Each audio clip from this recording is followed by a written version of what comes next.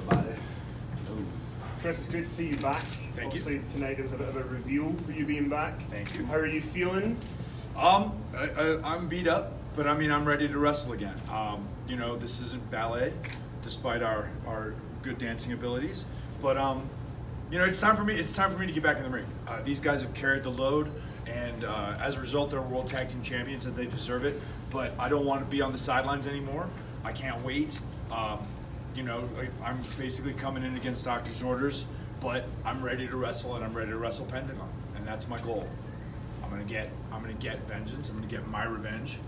He tried to put me out, and I'm gonna do it. At the very least, put him out of the ring. Let's see how far I can go. Where did your idea come from to do the double play there and dress like him and surprise him like that? Well, I mean, you know, I feel like I'm a pretty smart guy, and I'm not just gonna come running at you, yelling and screaming so that you see me coming. I'm gonna make a plan, and I'm gonna get inside your head, and I'm gonna screw with you. This is the first step. And let's see what happens Wednesday. Let's see what happens the next time he's around. The next time he's in the locker room, let's see what happens. I mean, you know, they call me the fallen angel for a reason. I used to be a pretty good guy, and I'm not really anymore. And I'll show him how bad I can get. Will there be a Freebird rule with the titles, with the three of you? As long as the Freebirds don't wrestle here, I don't think so. Yeah, no. I mean, No, these guys earned the belts. Their names are on the belts. I'll get my own belt. I'll get my own belt when the time's right. Chris Jericho said he and Sammy Guevara are going to challenge for the titles on Wednesday. Is there truth to that? Bring it the hell on. I don't know. Did he say it to you? Yeah. Well, then it sounds like he was being honest. Yeah, I don't think he's lying. These look like running shoes? Yeah, let's do this. We're fighting champions. Yeah. And if the AEW World Champion wants a shot at the belts, we're happy. When we say we're fighting champions, we mean we will fight anybody on the roster that wants a shot at these belts. We proved it tonight. We beat two of the best, most dynamic tag teams on the planet tonight. Do you think they deserve it with the power rankings, though? No, but Doesn't matter. Chris Jericho's the world champion. Yep. He's a legend. He's a surefire Hall of Famer. So if he asks for a title shot, I mean, he himself kind of deserves it. So, like I said, we're not running from anybody. Anybody wants a shot? And listen, the last 6 weeks have seen the inner circle pretty much run roughshod.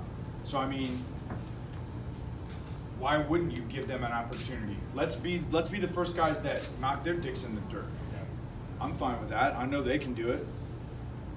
Certainly not going to say no to Chris Jericho. You know, certainly not. It's a big fight. Right. Right. Big fight. Good attention for us. But every fight thus far has been a big fight. You know, the first night when Scorp stepped up when CD got hurt, Right. that was a big fight. Right. You know, and the finals against the Lucha Brothers, that was a big fight. Tonight was a huge fight. Like I said, two of the best tag teams in the world. It would be an honor and a privilege to beat Chris Jericho and whoever he brings from the inner circle. This might not have been a question that we would have had before tonight's show, but the Rock and Roll Express tonight almost like put themselves back, and you know, people want to see them again in matches. Are you open to having a match with the Rock and Roll Express? How would that feel for you guys to sort of let a veteran team like that come in and take a shot? You kidding me? Those two gentlemen, you know, those are guys that I grew up watching, and you know, maybe this generation isn't as familiar with them. They know them as legends. They didn't know them in their prime, like I did when I was a kid. And I would be 100% open to wrestling guys like the Rock and Roll Express, because without those guys, there is no Christopher Daniels, there's no Scorpius Sky, there's certainly no Frankie Kazarian, because those are the guys that paved the way, and this generation really needs to see, understand, and respect that. So I, personally speaking, would love to do that. I don't care who we face personally. I mean, you could put any two guys together and put them in the ring with us, and we're going to get the job done. That's the way we prove we're the best. Time and time again, we're going to go against whoever they put in front of us, and they will all fall. Chris, you mentioned how you were going to get your own title. Right now, the only other title would be the men's world title. Do you feel like there should be another title? You can't challenge Riho? I could challenge Riho. I was going to say like other We are men's all inclusive. title. Yeah. Was right now the world title. Hell of a match. Would you be interested in a secondary title, or are you only having your eyes set on the world title right now? Well, I mean, if AEW decided that there was room for a secondary title in the company, I would certainly have no problem competing for that title. But at the same time, you know, I've been world champion one time in my life, and it felt great. And I would love the opportunity to wrestle someone like Chris Jericho, someone I've looked up to in my career for more than 20 years, to get the opportunity to wrestle him and maybe beat him for the world championship. What a feather in my cap that would be, correct? So, I mean, yeah, that would be outstanding. But whatever happens with AEW, whether it's the world title, a secondary title. If 6-man titles come around, if Riho wants to grapple with the old CD, I'm fine with any of that, man. I'm having the most fun in my life. I'm with my 2 best friends, and AEW's kicking ass every Wednesday night. So whatever happens, I'm down. I'm down for it. Scorpio, you went from a person that was the man who stepped to the side and was going to let the more experienced tag team wrestlers participate in the tag title, but then now you're tag team champion yourself. Can you talk about the road from PWG training to getting to the point where on a national stage you get to show what you can do? Good question. Man, it's obviously been a long road. I made a joke a week or so ago. I'm like a 17-year overnight sensation, you know, and it's taken a lot of mistakes of falling on my face and things that were sometimes out of my control, wrong timing, wrong place, bad luck, just, you know, and sometimes just not being good enough. And I think it's definitely a testament to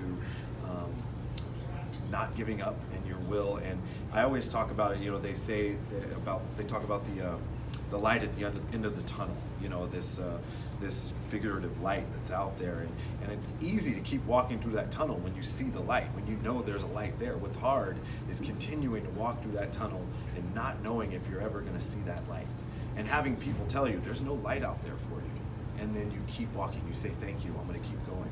That's what's difficult. And if anybody can look at my story, I think they can use that as motivation to do whatever they want to do. Just off the back of that, you know, when you stepped in and teamed with Kazarian on Dynamite and the crowd were so behind you, was there sort of vindication to you, like, because the crowd, it almost felt like it was a 17 overnight sensation that night where everybody was behind you. Was there vindication for you in that moment of going, all the hard work, all the stuff I've overcome, they're reacting to me in a way that I hope that they would? Yeah, I mean, it was definitely a great feeling, but at the same time, I knew there was still a mountain to climb. The match wasn't done yet. I knew we had, after winning that one, we had 2 more matches after that. But it definitely felt good. And again, I always compare myself to James J. Braddock, Cinderella Man. And for those that don't know his story, is he was essentially out of the boxing business. This is a boxer from the Great Depression era. He was out of the boxing business. They took his license, and they called him up on 2 days' notice because they needed somebody to knock out. And so he had to step in last minute, and he won his fight. And then he won another fight, and he won another fight, and then he became the world champion. So, yeah, it felt great, and it proved that I'm the Cinderella Man of pro wrestling. Hey Where guys, does Baltimore rank on the list of cities you guys last have question, never okay? been to? It's tied for the worst town we've ever been to. Yeah, top 5 easy. SoCal and everywhere else is tied for the a worst second. town we've been Or to. last. Yeah. I don't know how you look. However, I do like Yeah, we moves. got a little. I want to ask you real quick. A lot has been made about the diversity in AEW. You are the first African-American champion in AEW history. What does that mean to you? He's also the youngest, tallest, shortest, heaviest, and lightest African American tag team champion. I think it's definitely a great honor. Obviously, it's you never want to make it anywhere based off of what you are, and I think that's the beautiful thing about AEW is they are open to having just different people of cultures and religions and whatever it may be, and it's about talent. Right here, it's about talent. You got to be able to get it done in the ring and be a performer. And the fact that I was able to step up to the plate and get here and represent the culture, it's amazing. Thank you so much, guys. Thank you very much. Thank you guys. Thank you. Thank you.